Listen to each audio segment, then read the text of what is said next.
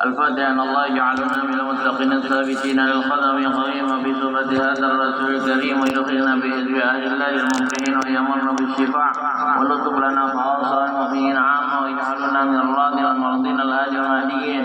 ومن حضر هذا الجمع يكتب الله من المتقين الصالحين. ومن حضر هذا الجمع يكتب الله من المتقين الصالحين.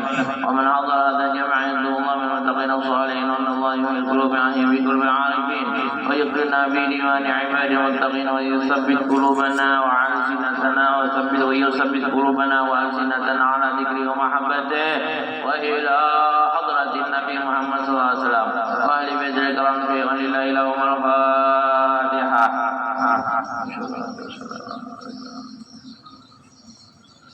إياك نعبد وإياك نستعين اهدنا الصراط المستقيم.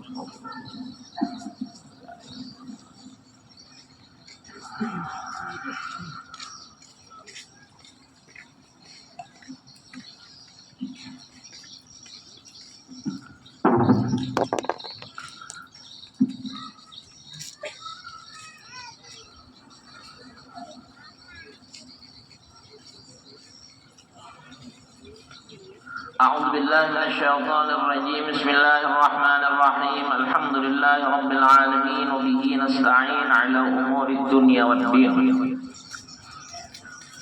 والصلاة والسلام على أشرف الأنبياء والمرسلين إمام المتقين سيدنا وإمامنا وقدوتنا ومولانا محمد وعلى آله وأصحابه وبارك وسلم أجمعين. أما بعد. سبحانك لا علم لنا إلا ما علمتنا إنك أنت العليم الحكيم. ولا حول ولا قوة إلا بالله العلي العظيم. ولا حول ولا قوة إلا بالله العلي العظيم.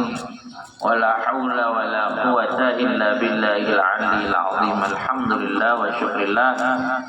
Sama-sama kita ucapkan kehadratnya Allah Subhanahu wa Ta'ala salawat dan salam. Tidak lupanya juga kita ucapkan kepada junjungan kita Nabi besar Muhammad sallallahu alaihi wasallam. Kemudian daripada itu maka marilah kita bersama-sama meneruskan daripada pengajian kita pada hari ini.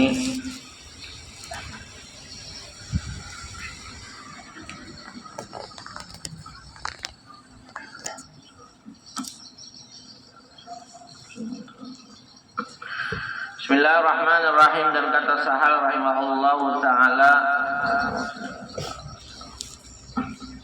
wal muridu yakhafu ayyubtala bil ma'asi wal 'arifu yakhafu ayyubtala bil kufri.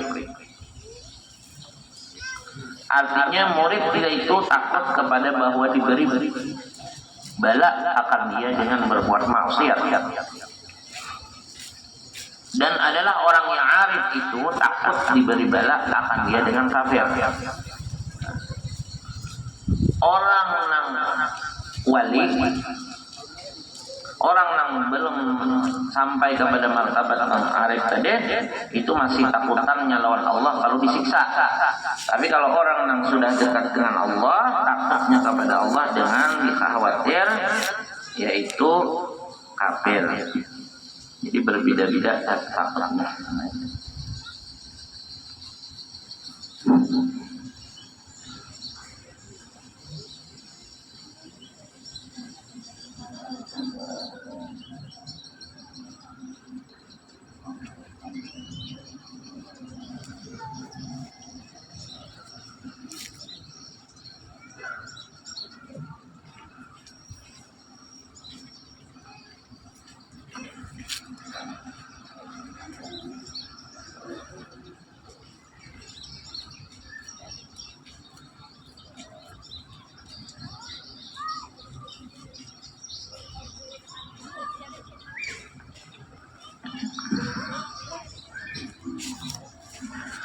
Dan sabda Nabi Isa alaihi salatu wassalam, ya ma'asyaral hawariyin antum takhafuna minal ma'asi wa nahnu ma'asyiral anbiya'i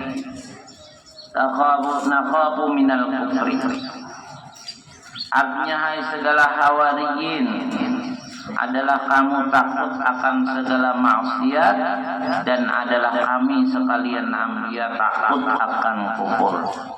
Jadi semakin orang itu dekat kepada Allah, semakin kuat takutnya kepada Allah. Nah, kalau orang awam takutnya itu kalau disiksa, kalau diazab, gara-gara lalu menghindari menjauhi maksiat. Kalau orang makamnya tinggi tadi, mereka itu bukan sekedar takutnya disiksa, tapi takut kalau iman dicabut.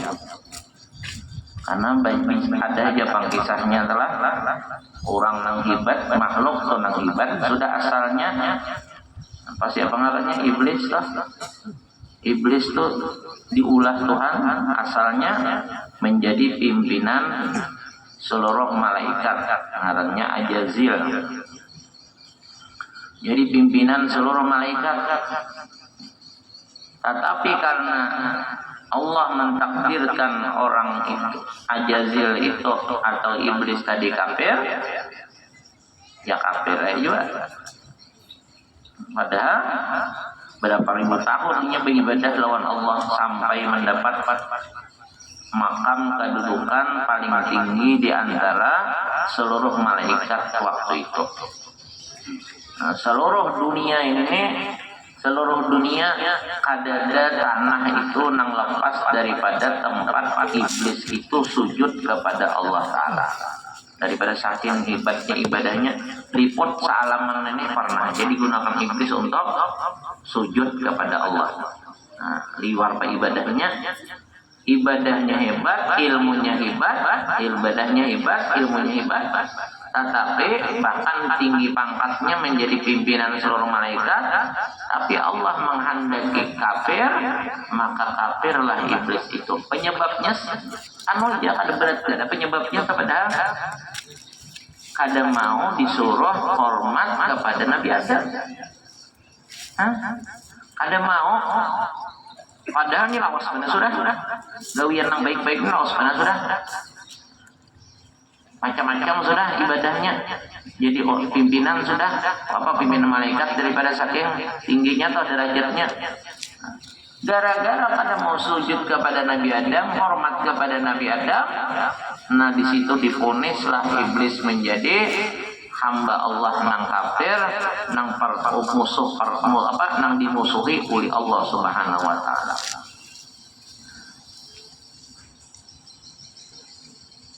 Kadang kita nih kan macam-macam kesalahan ada maasi lawan Tuhan. Itu satu aja. Yang lain asalnya masih terus urusan apa aja dulu mau mengikuti terus. Sebutin ini, kada masih kada mau sujud kepada Nabi Adam, hormat kepada Nabi Adam, lalu langsung kafir iblis tadi. Nah, kayak apa kalau orang yang menjaga Tuhan tak kada mengampuni kita, tak kada maafi kita, jauh lebih jahat daripada iblis. Tapi Allah Ta'ala berkat kita menjadi umat Rasulullah, lalu dipermudah oleh Allah kita mendapatkan keampunan dan kemaafan. Nah, satu aja kesalahannya. Kita berapa kada masih lawan Tuhan? Kada divonis kafir. Orang tak ada sembahyang, asal jangan memadahkan sembahyang itu kada wajib aja. Orang tak ada sembahyang, apa alasannya kulir, itu belum kafir. Tapi dosa besar mah, jahat benar orang tuh kada baik benar. Bila kada diampuni Tuhan, disiksa di neraka berapa 500 tahun sekali sembahyang. Tapi belum kafir. Nah, itu perintah yang luar biasa tuh wajibnya. Perintah inti kepala dari segala ibadat, kepala daripada segala apa yang diperintahkan Allah itu sembahyang. Itu dia ada disambut kafir lagi. Apabila meninggalkan bukan memungkiri kepada wajibnya. Percaya aja dengan wajib. Percaya aja dengan itu adalah perintah Allah, tapi kulir benar. Kalau ada menggawe, belum kafir orang-orang itu. Tapi tetap orang itu jahat dan disiksa, sakit, pedih, berat siksaannya pun kada sembahyang itu. Nah, apalagi nang lain-lainnya pulang banyak. Mun iblis sekali aja, nang lain diasihnya semua. Ibadah ini, kebaikan ini gawinya semua. Cuma sewaktu disuruh sujud hormat kepada Nabi Adam, ada mau. Satu kesalahan, artinya memang takdir Tuhan sudah bahwa ini adalah musuh terbesar dari musuh-musuh Allah Ta'ala. Musuh yang paling dimusuhi Allah adalah iblis. Nah, jadi kita artinya telah sekecil apapun dosa, sekecil apapun kesalahan, sekecil apapun pelanggaran dalam agama, cepat-cepatlah kita bertaubat, cepat-cepatlah kita minta ampun. Jangan sampai kesalahan yang sedikit diintingkan berakibat karena kepada rusaknya dan hilangnya iman. Itu nanti khawatirkan. Iblis deh, contohnya.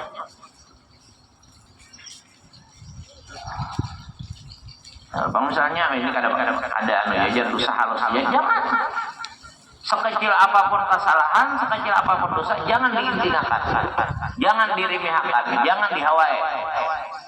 Karena meringankan, mengintingkan dosa menjadi dosa besar, sakurangnya bisa mengakibatkan kena kekufuran.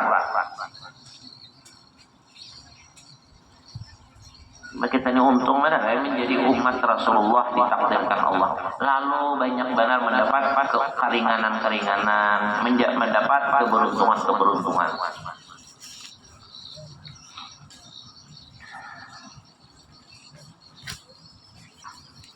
Nah, jadi mereka orang-orang salih, orang-orang wali, mereka takutnya bukan sekadar takut disiksa, takutan tuh kalau iman dihilangkan Tuhan, dicabut Tuhan. Maka apabila kita iman itu masih ada, walaupun disiksa kayak apa aja, ada aja harapan masuk surga. Mun iman masih ada, iman masih ada, walau disiksa di neraka berapa puluh tahun, ratusan tahun, ribuan tahun, tapi ada aja harapan masuk surga. Tapi kalau sudah imannya habis, imannya hilang, imannya dicabut, kan tidak apa-apa berkekalan, jadinya di neraka disiksa.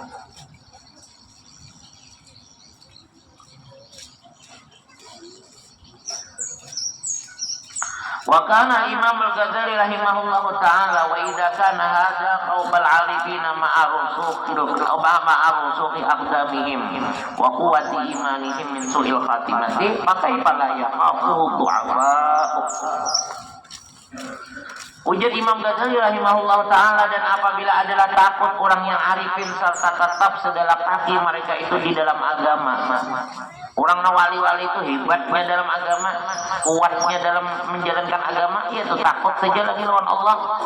Serta kuatnya iman mereka, padahal sangat takut mereka daripada jahat kesudahan, mati. Maka betapa tiada takut oleh orang yang dhaif agama, yang dhaif imannya. Ujar Imam Ghazali, mereka wali-wali itu imannya hebat-hebat, keislamannya hebat-hebat, ketaatannya hebat-hebat, ketakwaannya hebat juga. Ya itu masih takutan aja lagi kalau mati kada beriman.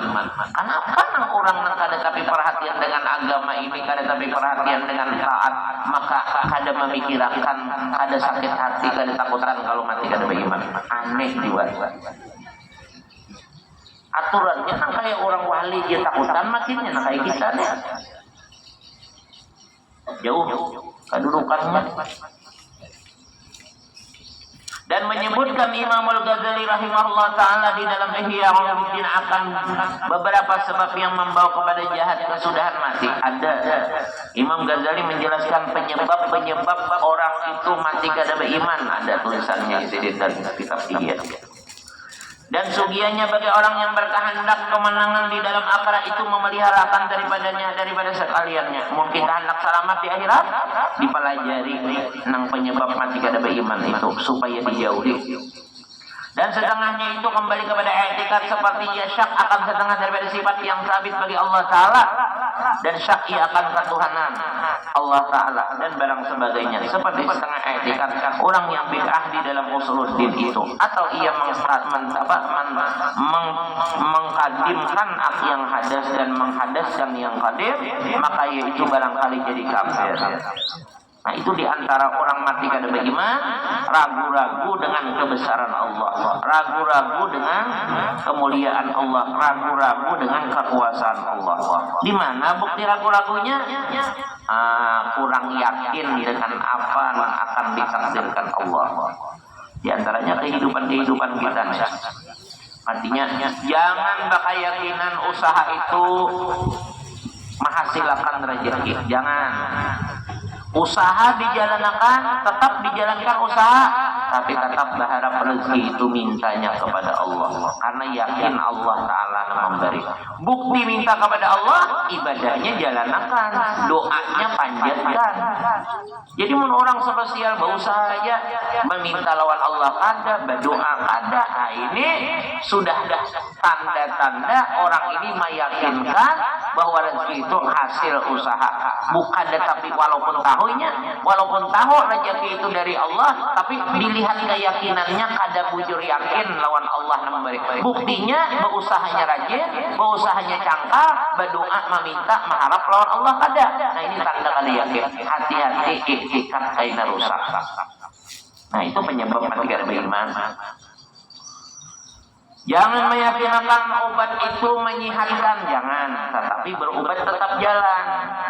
Berobat tetap jalan, yakin nang menyembuhkan Allah, bujur-bujur minta lawan Allah, berharap lawan Allah, beribadah lawan Allah. Jangan sampai berobat itu pada berdoa, apalagi kena mendengar itu bagus lagi dokternya, bagus lagi masakitnya, lalu mencari duit untuk ke sana. Berdoa kada meminta kada lawan Allah Ta'ala, langsung kasih tau, asa yakin sudah itu maaf ya kan karena larang, karena hibat macam-macam tadi. Nah itu rusak juga kena etikat.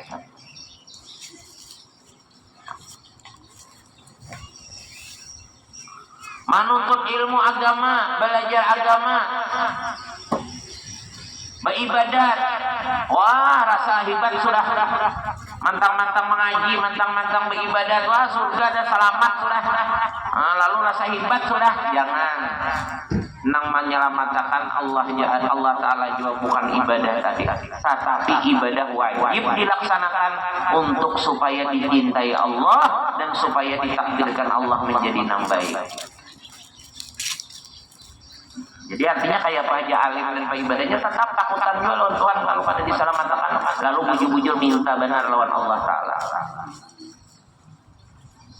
Nah itu membaguskan keyakinan etikat itu penting. Karena itu termasuk bila etikatnya rusak menyebabkan kena matinya ada beriman.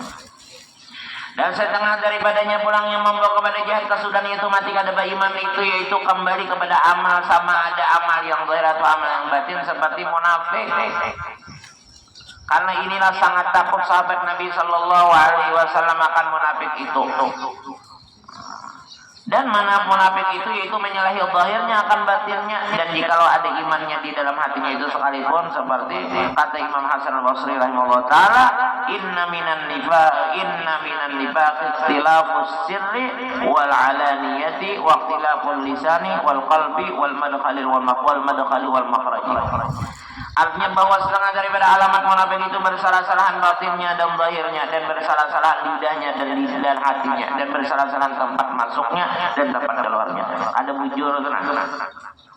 Dan setengah alamat munafik itu yang disebutkan Nabi Sallallahu Alaihi Wasallam dengan sabdanya, arba'un man kunna fihi fa huwa munafiqun khalisun wa in sama wa shalla wa za'ama annahu muslimun. Wa in kana fihi khaslatun minhunna fa fihi syu'batun minan nifaq hatta yada'ha. Man idza haddasa kadzaba wa idza wa'ada akhlafa wa idza tumina khana wa idza qasama fajara wa fi lafdhin akhar fa idza ahada ghadara. Artinya 4 perkara barang siapa ada sekaliannya itu di dalamnya maka itu munafik, yang khalis atau nang bujur nang tulen, nang kada diragukan lagi. Apa tanda orang munafik? Dan jikalau ia berpuasa sekalipun, walau ibadat orangnya puasa rajinan, sembahyang rajin, kemudian baik mana orangnya, tapi nang 4 ini ada, maka tetap orang itu kada bujur beriman, yaitu munafik tadi. Berarti jadi jauhi benar nih supaya jangan sampai merasa beriman padahal masuk dalam munafik sudah lalu kada selamat dan mendakwa ia bahwasanya ia muslim sekalipun walaupun mengaku Islam kemudian pulang menjalankan sebahagian dari syariat Islam sembahyang puasa tadi tetapi nang empat ini ada maka kada bujur imannya munafik jadinya. Dan jikalau ada di dalamnya itu satu sifat daripada yang empat itu maka ada di dalamnya ya, walaupun sebuting aja ada lengkap keempatnya masuk sudah di dalam munafik tadi. Maka ada di dalamnya setengah cabang dan daripada munafik hingga meninggalkan ia akan dia. Pertama, seorang yang apabila bercerita ia sesuatu itu maka berdusta ia. Nomor satu, orang itu pendusta walaupun beribadat walaupun Islam pak ibadat pulang tapi bila nyoba panggil mesti ada tercampur karampotnya. Nah itu tanda orang itu munafik. Karampot hati-hati benar. Jadi jangan dibiasakan walaupun bergaya karampot itu jangan jujur aja bang, artinya karampot berdusta yang menyebabkan dosa besar itu adalah yang berakibat kepada orang itu sakit, orang lain sakit, orang lain karena nyaman, tetapi jangan pokoknya berdusta itu sampai gurau ke apa tetap dihindari karena kadang-kadang orang tuh dari perkara yang ringan itu bila dibiasakan karena naik kepada perkara yang berat. Nah sebaliknya kalau ibadah dari nang nyaman kita mengerjakan itu digamanti menggawe karena bisa aja karena menjadi ibadat yang besar pulang diberi Tuhan digawe apa kada dulu barang aja bila yang jadi ibadat digawe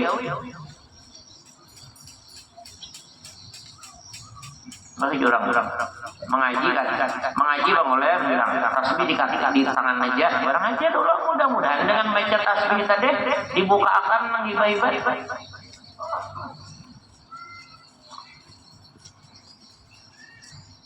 jadi rina halus ya Allah agama ta ayeuna berkah nang terbuka nang halus tadi rajin ikhlas maka naik kepada nang besar-besar karena kebaikan diberi Allah.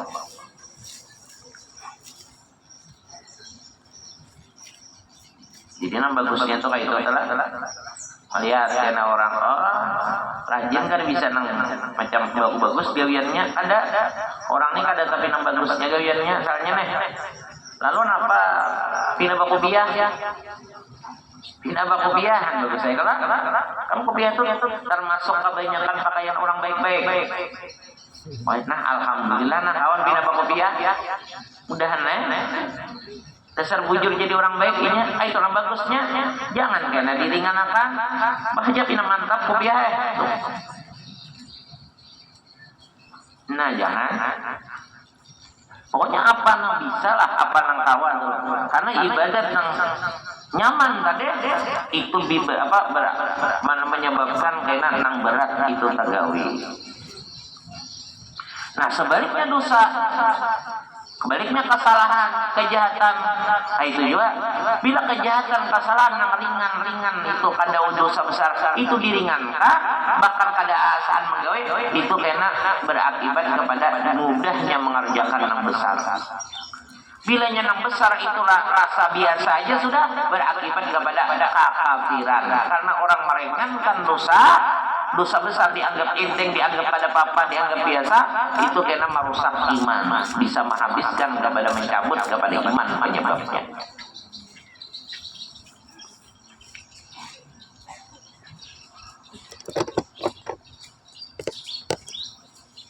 Kajian aja, tulah ke pengajian guring aja, biarkan aja dulu. Tulaknya barang sudah